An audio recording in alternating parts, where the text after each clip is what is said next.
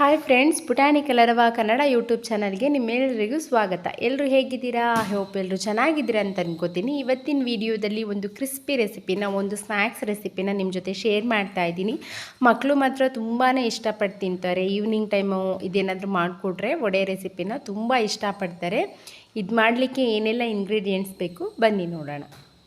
First ಇದು ಮಾಡಲಿಕ್ಕೆ 2 bowl ಕಡಲೆಬೇಳೆನ ನೀಟಾಗಿ ವಾಶ್ ಮಾಡಿ ನೆನೆ ಹಾಕ್ಕೋಬೇಕು. ಈ ಬೌಲಲ್ಲಿ 2 ಬೌಲ್ ತೊಗೊಂಡಿದ್ದೀನಿ. ಅದಕ್ಕೆ ತಕ್ಕನಾಗಿ ನಾನು ಮಸಾಲೆನ ಸೇರಿಸ್ತೀನಿ. ಹಾಗಾಗಿ ಕ್ವಾಂಟಿಟಿ ನಿಮ್ಮ ಜೊತೆ ಶೇರ್ ಮಾಡ್ತಾ ಇದ್ದೀನಿ. ಕಡಲೆಬೇಳೆ ಜೊತೆ ಒಂದೆರಡು ಸ್ಪೂನ್ ಅಕ್ಕಿ ಹಾಕೋದ್ರಿಂದ ವಡೆ ತುಂಬಾ ಕ್ರಿಸ್ಪಿಯಾಗಿ ಬರುತ್ತೆ. ಮಸಾಲೆಗೆ ಏನೆಲ್ಲ ಬೇಕು ರೆಡಿ ಮಾಡ್ಕೊಳ್ಳೋಣ ಬನ್ನಿ. 6 ಹಸಿಮೆಣಸಿನ್ಕಾಯಿ, 2 ಈರುಳ್ಳಿ, ಒಂದು 10 ರಿಂದ 15 ಬೆಳ್ಳುಳ್ಳಿ, ಚಕ್ಕೆ ಮತ್ತು 1-2 ಇಂಚಷ್ಟು ಶುಂಠಿ. ಇದನ್ನೆಲ್ಲ ನಾವು ಮಸಾಲೆಗೆ ರುಬ್ಕೊಳ್ಳಿಕ್ಕೆ ಅಂತ ಎತ್ತಿಟ್ಕೋಬೇಕು. ನಾನು 4 ಅವರ್ ಅಷ್ಟೇ ಬೇಳೆ ನೆನೆ ಹಾಕಿರೋದು. ಈ ರೀತಿ ನೆಂದರೆ ಸಾಕಾಗುತ್ತೆ. ನಾವು ಫಸ್ಟೇ ಮಸಾಲೆ ಮಾಡಲಿಕ್ಕೆ ಎತ್ತಿಟ್ಕೊಂಡಿದ್ವಲ್ಲ, ಅದನ್ನು ಒಂದು ಮಿಕ್ಸಿ ಜಾರಲ್ಲಿ ಹಾಕಿ ರುಬ್ಕೋಬೇಕಾಗುತ್ತೆ. ಇದನ್ನು ತೀರಾ ಸಣ್ಣದಾಗಿ ರುಬ್ಲಿಕ್ಕೆ ಹೋಗಬಾರ್ದು. ರುಬ್ಲಿಕ್ಕಿಂತ ಮುಂಚೆ 2 ಸ್ಪೂನು ಜೀರಿಗೆ ಹಾಕ್ತಾಯಿದ್ದೀನಿ. ಅದ್ರ ಜೊತೆ ಸ್ವಲ್ಪ ಅರಿಶಿನ ಪುಡಿ ಹಾಕ್ತಾಯಿದ್ದೀನಿ. ಅರಿಶಿನ ಹಾಕೋದ್ರಿಂದ ಕಲರ್ ತುಂಬ ಚೆನ್ನಾಗಿ ಬರುತ್ತೆ ವಡೆದು. ಹಾಗೆ ಉಪ್ಪನ್ನು ಕೂಡ ಇಲ್ಲೇ ಸೇರಿಸ್ಕೊತಾ ಇದ್ದೀನಿ. ಜೀರಿಗೆ ಹಾಕೋದ್ರಿಂದ ಫ್ಲೇವರ್ ತುಂಬ ಚೆನ್ನಾಗಿ ಬರುತ್ತೆ. ಸೊ ಹಾಗಾಗಿ ಜೀರಿಗೆ ಕೂಡ ಸೇರಿಸ್ತಾ ಇದ್ದೀನಿ. ನೀರು ಹಾಕ್ಕೊಂಡು ರುಬ್ಬಾರ್ದು, ಹಾಗೇ ರುಬ್ಬಬೇಕು. ಹಾಗೆ ತುಂಬ ಪೇಸ್ಟ್ ಆಗೋ ರೀತಿ ಕೂಡ ರುಬ್ಕೋಬಾರ್ದು. ತರ್ತರಿಯಾಗಿರಬೇಕು ಅಂತ ಹೇಳ್ತಾರಲ್ಲ, ಹಾಗೆ ರುಬ್ಕೊಂಡ್ರೆ ಸಾಕಾಗುತ್ತೆ. ಈಗ ನಾನು ಬೇಳೆ ಕೂಡ ರುಬ್ಕೋತಾ ಇದ್ದೀನಿ. ಬೇಳೆನೂ ಅಷ್ಟೇ ತುಂಬ ಪೇಸ್ಟ್ ಆಗೋ ರೀತಿ ನಾವು ರುಬ್ಕೊಳ್ಳಿಕ್ಕೆ ಹೋಗಬಾರ್ದು.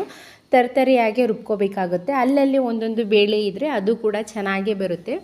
ತುಂಬ ಪೇಸ್ಟ್ ಮಾಡಿಬಿಟ್ರೆ ಅಷ್ಟು ಚೆನ್ನಾಗಿರಲ್ಲ. ಇಷ್ಟಿದ್ರೆ ಸಾಕಾಗುತ್ತೆ. ಇದನ್ನೆಲ್ಲ ಒಂದು ಪಾತ್ರೆಯಲ್ಲಿ ಎತ್ತಿಟ್ಕೋತಾ ಇದ್ದೀನಿ. ನಾನು ಎಷ್ಟು ನೆನೆ ಹಾಕಿದ್ದನ್ನೋ ಅಷ್ಟು ಕೂಡ ಒಂದೊಂದೇ ರೌಂಡ್ ಹಾಡಿಸ್ಬಿಟ್ಟು ಒಂದು ಪಾತ್ರೆಯಲ್ಲಿ ಎತ್ತಿಟ್ಕೋತಾ ಇದ್ದೀನಿ.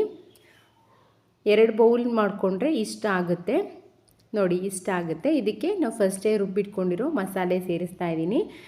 ಯಾವುದೇ ಕಾರಣಕ್ಕೂ ನೀರನ್ನು ಸೇರಿಸಬಾರ್ದು. ಇದಕ್ಕೆ ಮತ್ತೆ ನಾನು 2 ಮೀಡಿಯಮ್ ಸೈಜ್ ಆನಿಯನ್ನು, ಸ್ವಲ್ಪ ಕರಿಬೇವು, ಸ್ವಲ್ಪ ಕೊತ್ತಂಬರಿ ಸೊಪ್ಪನ್ನ ಸೇರಿಸ್ತಾ ಇದ್ದೀನಿ. ಇದು ಹಾಕೋದ್ರಿಂದ ಟೇಸ್ಟು ಇನ್ನೂ ಡಬಲ್ ಆಗುತ್ತೆ. ಸೊ ನೀವು ಇಲ್ಲಿ ಸಾಲ್ಟ್ ಕೂಡ ಸೇರಿಸ್ಕೋಬಹುದು, ಟೇಸ್ಟ್ ನೋಡಿಕೊಂಡು. ಇದನ್ನು ಹಾಕಿ ನೀಟಾಗಿ ಮಿಕ್ಸ್ ಮಾಡ್ಕೋಬೇಕು. ನಾವು ಈ ರೀತಿ ಮಾಡೋದ್ರಿಂದ ಟೇಸ್ಟು ತುಂಬ ಚೆನ್ನಾಗಿರುತ್ತೆ. ಹಾಗೆ ಯಾರೆಲ್ಲ ನನ್ನ ಚಾನಲ್ನ ಸಬ್ಸ್ಕ್ರೈಬ್ ಮಾಡದೆ ನೋಡ್ತಾ ಇದ್ದೀರಾ, ದಯವಿಟ್ಟು ಸಬ್ಸ್ಕ್ರೈಬ್ ಮಾಡ್ಕೊಂಡು ನೋಡಿ. ಇಟ್ಟು ರೆಡಿ ಆಯಿತು ನೋಡಿ.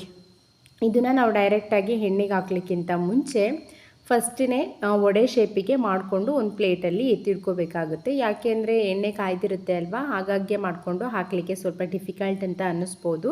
ಒಂದು ಕಾಟನ್ ಬಟ್ಟೆ ತೊಗೊಂಡು ಅದಕ್ಕೆ ಸ್ವಲ್ಪ ನೀರು ಮಾಡಿಕೊಂಡು ಅದರಲ್ಲಿ ವಡೆನ ಮಾಡಿ ಇಟ್ಕೋಬೇಕು. ಎಣ್ಣೆ ಕಾಯ್ದಿದೆಯೋ ಇಲ್ವೋ ಅಂತ ಸ್ವಲ್ಪ ಚೆಕ್ ಮಾಡಿ ಹಾಕಿ. ಮೀಡಿಯಮ್ ಫ್ಲೇಮಲ್ಲೇ ಎಣ್ಣೆ ಬಿಸಿ ಮಾಡಬೇಕು ಫ್ರೆಂಡ್ಸ್.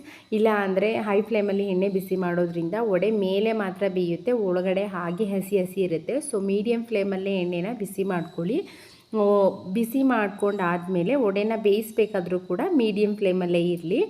ಹೈ ಫ್ಲೇಮ್ ಮಾಡಿಕೊಂಡ್ರೆ ಮೇಲೆ ಬೆಂದಿರುತ್ತೆ, ಒಳಗಡೆ ಬೆಂದಿರಲ್ಲ. ಸೊ ಹಾಗಾಗಿ ತುಂಬ ಕ್ರಿಸ್ಪಿಯಾಗಿ ಬರಬೇಕು ಅಂದರೆ ಮೀಡಿಯಮ್ ಫ್ಲೇಮಲ್ಲೇ ನಾವು ಅಷ್ಟನ್ನು ಬೇಯಿಸ್ಕೋಬೇಕಾಗುತ್ತೆ. ಎಷ್ಟು ಸಾಧ್ಯವೋ ಅಷ್ಟನ್ನು ಎಣ್ಣೆಗೆ ಬಿಡೋಕ್ಕೆ ಟ್ರೈ ಮಾಡಿ. ಎಲ್ಲೆಲ್ಲಿ ಪ್ಲೇಸ್ ಇದೆ ಅಲ್ಲೆಲ್ಲ ನೋಡಿ ಕವರ್ ಮಾಡಿ. ಟೇಸ್ಟ್ ತುಂಬ ಚೆನ್ನಾಗಿರುತ್ತೆ. ಮಕ್ಕಳೆಲ್ಲ ತುಂಬ ಇಷ್ಟಪಟ್ಟು ತಿಂತಾರೆ.